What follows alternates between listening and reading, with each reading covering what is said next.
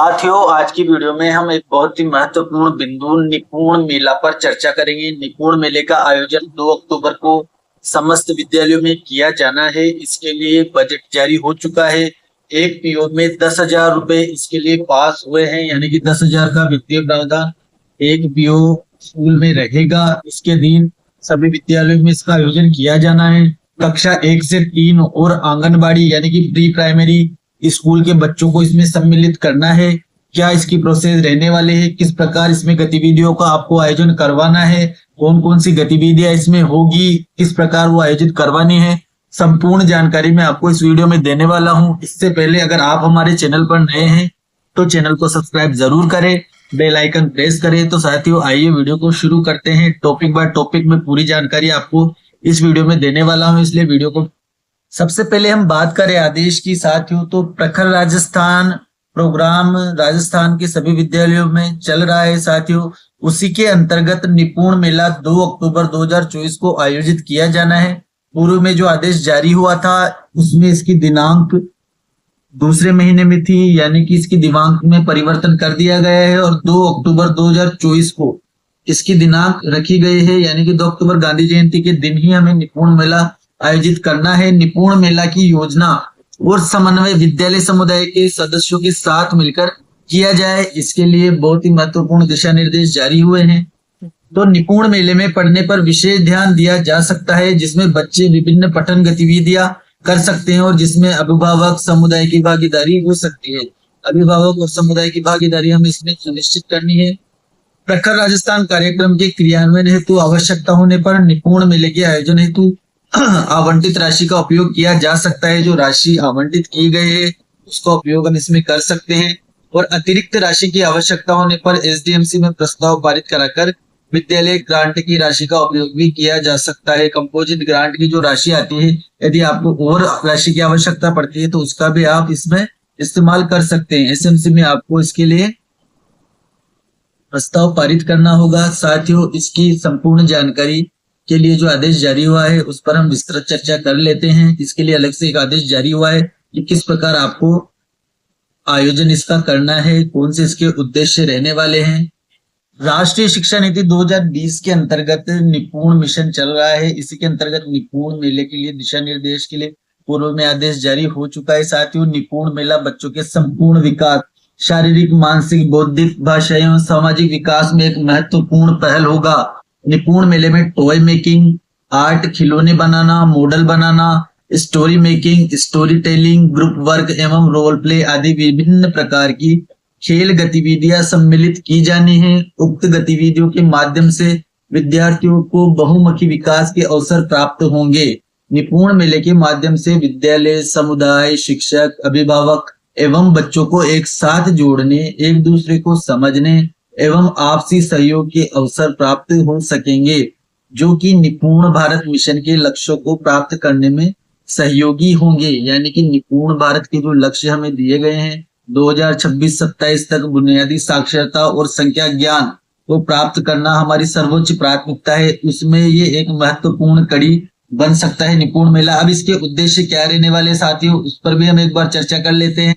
तो साथियों, निपुण मेला भारत मिशन के प्रति समुदाय की समझ विकसित करना, इसका मुख्य उद्देश्य निपुण भारत मिशन के प्रचार प्रसार हेतु गतिविधियों को आयोजन करना, समुदाय में जागरूकता एवं सकारात्मक सोच के विकास हेतु साझा पहल, समुदाय की भागीदारी के अधिकाधिक अवसर उपलब्ध कराना, ये इसके उद्देश्य है। साथियों, विद्यार्थियों में भय मुक्त वातावरण निर्माण करना एवं सीखने को प्रोत्साहित करना, विद्यार्थी एवं शिक्षकों के मध्य गतिविधियों के माध्यम से समन्वय को बढ़ाना, मेले के रूप में विद्यार्थियों को सीखने के प्रतिफल आधारित आनंददायी वातावरण प्रदान करना, बच्चों में सकारात्मक प्रतिस्पर्धा की भावना का विकास करना, छात्रों को अपने आप को प्रस्तुत करने व करके सीखने जैसे गुणों का विकास करना, अभिभावकों को ऐसे कार्यों या गतिविधियों से अवगत करना जिन्हें वे विद्यार्थियों को दैनिक दिनचर्या के दौरान प्रेरित कर सकते हैं।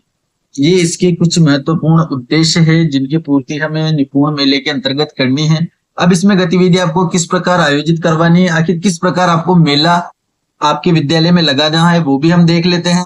तो साथियों इसकी प्रस्तावित गतिविधियां क्या रहने वाली है? निपुण मेला एफएलएन आधारित थीम के अनुसार आयोजित किया जाना है। यानी कि एफएलएन की जो थीम है उसी के आधार पर ये मेला आयोजित किया जाना है। निपुण मेले में विद्यार्थियों, मेंटोर, शिक्षकों के समन्वय से न्यूनतम 5 प्रकार की गतिविधियों की स्टॉल लगाई जाएगी। जिस प्रकार बच्चों को मेले में हम ले जाते हैं तो वहां पर स्टॉलें लगी हुई होती है, उसी प्रकार विद्यालय में भी स्टॉलें लगाई जाएंगी जहां बच्चों के इस तरह अनुसार कुछ खेल गतिविधियां आयोजित की जानी है और ये स्टॉलें बच्चे ही लगाएंगे। साथियों टीचर्स को उनकी सहायता करनी है पूर्ण रूप से। प्रतियोगिता में विजेता विद्यार्थियों को पुरस्कार भी दिए जाएंगे। मेले में विद्यार्थियों के विकास के आयाम पर आधारित गतिविधियों की स्टॉल लगाई जानी है जिनमें ऐसी शिक्षण अधिगम सामग्री से गतिविधि आयोजित की जाएगी जो कम लागत से बनी हो और विद्यालय में शिक्षक आसानी से करवा सके। यानी कि जो टीएलएम विद्यालय में बनाई जाती है उसी से आप इन गतिविधियों का आयोजन करवाना है। आयोज्य गतिविधियों के साथ क्षेत्रीय परिवेश में लोकप्रिय खेलों को भी शामिल किया जाए। प्रस्तावित गतिविधियां निम्नानुसार है। आप क्षेत्रीय में जो लोकप्रिय खेल है आपके क्षेत्र में उनको भी आप इसमें आयोजित करवा सकते हैं। अब इसके लिए कौन कौन सी गतिविधियां मुख्य रूप से वो भी हम देख लेते हैं। अब आप यहाँ पर देख सकते हैं साथियों, शारीरिक विकास, मानसिक, सृजनात्मक, भाषाई और सामाजिक, सबके लिए अलग अलग गतिविधियां यहाँ पर दी गई हैं। तो सबसे पहले शारीरिक विकास पर आधारित गतिविधियों को हम देखते हैं। तो निशाना लगाना, ब्लाइंड फोल्ड, म्यूजिकल चेयर, नींबू दौड़, लटकन जलेबी, बॉल डालो, सिक्का निकालो आदि। तो इनमें से आप जो भी आपको सुटेबल लगे इस प्रकार की गतिविधियां आप आयोजित करवा सकते हैं। अब मानसिक और बौद्धिक विकास के लिए देखे साथियों, तो देखो और बताओ, एबीएल किट आधारित पहेली, खेल, हल करो और आगे बढ़ो, वर्ग पहेली, सुनकर जानो, डिजिटल गेम आदि। इस प्रकार की पहेलियों पर आधारित जो गतिविधियां है जो बच्चों के मानसिक और बौद्धिक विकास पर आधारित है वो गतिविधियां आपको इसमें हल करवानी होगी। और सृजनात्मक विकास आधारित गतिविधियों में कौन सी गतिविधियां करवानी है? मिट्टी, क्ले से खिलौने बनाना, पेंटिंग करवाना, कोलाज बनाना, स्वतंत्र पेंटिंग, इस प्रकार की गतिविधियां आप सृजनात्मकता में करवा सकते हैं। और भाषाई विकास के लिए आपको कहानी सुनाना, कहानी बनाना, कविता सुनाना, संस्मरण सुनाना आदि। तो भाषाई विकास के लिए आपको कहानी, कविता सुनाना, इस प्रकार की गतिविधियां करवा सकते हैं। सामाजिक विकास पर आधारित गतिविधियां कौन सी है? फैमिली ट्री, रिश्ते नाते पट्टिका, मिलान करना, अपने अभिभावक भाई बहन के साथ प्रतियोगिता में भाग लेना। सामाजिक विकास को बढ़ावा देने के लिए फैमिली ट्री, रिश्ते नाते पट्टिका का मिलान करना, अपने अभिभावक भाई बहन के साथ इस प्रतियोगिता में सभी विद्यार्थियों को भाग लेना होगा। तो इस प्रकार की गतिविधियों का आप आयोजन कर सकते हैं। इसके अलावा एक नोट दिया हुआ है आदेश में, निपुण मेले में अधिक से अधिक विद्यार्थियों को भाग लेने हेतु प्रेरित किया जाए।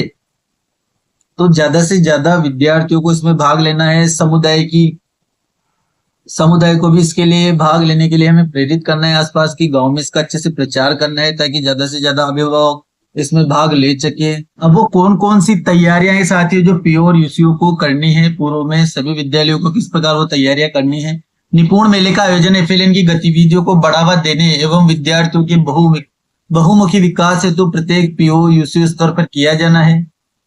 निपुण मेले में उपयोग की जाने वाली सामग्री बजट प्रावधान में दिए गए विवरणानुसार क्रय की जाए। अतिरिक्त राशि की आवश्यकता होने पर भामाशाहों का सहयोग लिया जा सकता है। मेले में स्टॉल पर गतिविधि एवं खेल कराने हेतु आवश्यक टीएलएम, चार्ट, पोस्टर, कोलाज आदि का निर्माण पूर्व में ही पूर्ण कर लिया जाए। यानी कि जो स्टॉलें आपको लगानी है उनके लिए चार्ट और टीएलएम और पोस्टर पहले ही तैयार करके रख ले। आवश्यकता अनुसार पीओ यूसीओ द्वारा अपने परिक्षेत्र के विद्यालयों से एफएलएन मेंटोर को मेले में लगाई जाने वाली स्टॉल के लिए विद्यार्थियों के सहयोग हेतु नामित किया जाए। मेले में पीओ यूसीओ परिक्षेत्र की कक्षा 1 से 3 के समस्त विद्यार्थी तथा समन्वित आंगनबाड़ी केंद्र के बालक बालिका भी भाग लेंगे। इसमें साथियों आंगनबाड़ी के भी बच्चे शामिल होंगे कक्षा 1 से 3 के बच्चों के साथ। मुख्य रूप से गतिविधियों के सभी विद्यार्थियों को भाग लेने का अवसर दिया जाए। स्टॉल की थीम के आधार पर प्रत्येक स्टॉल से विजेताओं को पुरस्कार दिया जाए। यानी कि प्रत्येक स्टॉल पर जो थीम है उसके अनुसार जो विद्यार्थी विजेता रहता है उसको पुरस्कार भी दिया जाएगा। पीओ यूसीओ पूरी प्रक्रिया का प्रतिवेदन मय फोटो व उपयोगिता प्रमाण पत्र के साथ मुख्य ब्लॉक शिक्षा अधिकारी कार्यालय को प्रेषित करेंगे। साथियों इसकी मॉनिटरिंग भी प्रभावी रूप से की जाएगी। अधिकारियों का उस दिन दौरा रहेगा, तो आप इसकी पूर्व तैयारियां पहले से ही कंप्लीट कर ले। अब इसके लिए वित्तीय प्रावधान क्या रहने वाला है साथियों, उसको पे भी हम चर्चा कर लेते हैं। शिक्षण अधिगम सामग्री निर्माण हेतु आवश्यक सामग्री क्रय करना, जैसे रंगीन कागज, chart, colour, clay, picture art, chart इत्यादि के लिए 3,000 रुपए की राशि है यहाँ पर। और थीम आधारित स्टॉल निर्माण में सहयोगी विद्यार्थियों को प्रोत्साहन सामग्री, जैसे पानी की बोतल, पेन, पेंसिल, लंच बॉक्स आदि के लिए 3,000 रुपए हैं। इसके अलावा पुरस्कार की संख्या अधिक होने पर आप भामाशाहों का सहयोग भी ले सकते हैं। अल्पाहार मेले में भाग लेने वाले विद्यार्थी व अभिभावक और अध्यापकों के लिए 2,000 रुपए की राशि यहाँ पर है। स्टॉल हेतु आवश्यकता अनुसार टेंट सामग्री के लिए यहाँ पर 2,000 रुपए की राशि है, यानी कि कुल राशि यहाँ पर 10,000 रुपए निपुण मेले के लिए रखी गई है। इससे ज्यादा यदि आपके खर्चा होता है तो या तो आप भामाशाहों का सहयोग ले सकते हैं, या फिर कंपोजिट ग्रांट की राशि में से एसएमसी में प्रस्ताव लेकर इसका उपयोग आप कर सकते। अब इसकी मॉनिटरिंग किस प्रकार की जानी है साथियों, तो ब्लॉक एवं विद्यालय तक दिशा निर्देशों की पहुंच मॉनिटरिंग हेतु जिला एवं समस्त ब्लॉक कार्यालयों पर प्रभारी नियुक्त करना। जिला एवं ब्लॉक कार्यालयों पर प्रभारी नियुक्त किए जाएंगे। निपुण मेले के प्रभावी आयोजन हेतु समस्त मुख्य शिक्षा अधिकारी एवं प्रभारी गुणवत्ता के साथ मिलकर कार्य योजना का निर्माण करेंगे। निपुण मेले के आयोजन दिवस को प्रभावी मॉनिटरिंग करना होगी। प्रत्येक ब्लॉक से प्राप्त रिपोर्ट व उपयोगिता प्रमाण पत्र को समेकित कर परिषद को प्रेषित करना होगा। प्रत्येक स्तर पर किए गए कार्य की रिपोर्ट परिषद को कार्य समाप्ति के 10 दिवस में प्रेषित करनी होगी। इसके अलावा साथियों आपको उपयोगिता प्रमाण पत्र भी प्रत्येक पीओ को, यूसीओ को आपको भेजना होगा। इसके लिए आपको ये परफॉर्मा यहाँ पर दिया गया है, इसमें आपने जो राशि खर्च की है उसका पूरा उपयोगिता प्रमाण पत्र आपको इस फॉर्मेट में भरकर देना होगा, सील लगाकर। साथियों अगर वीडियो पसंद आया हो तो वीडियो को लाइक करें, चैनल को सब्सक्राइब करना ना भूले। धन्यवाद।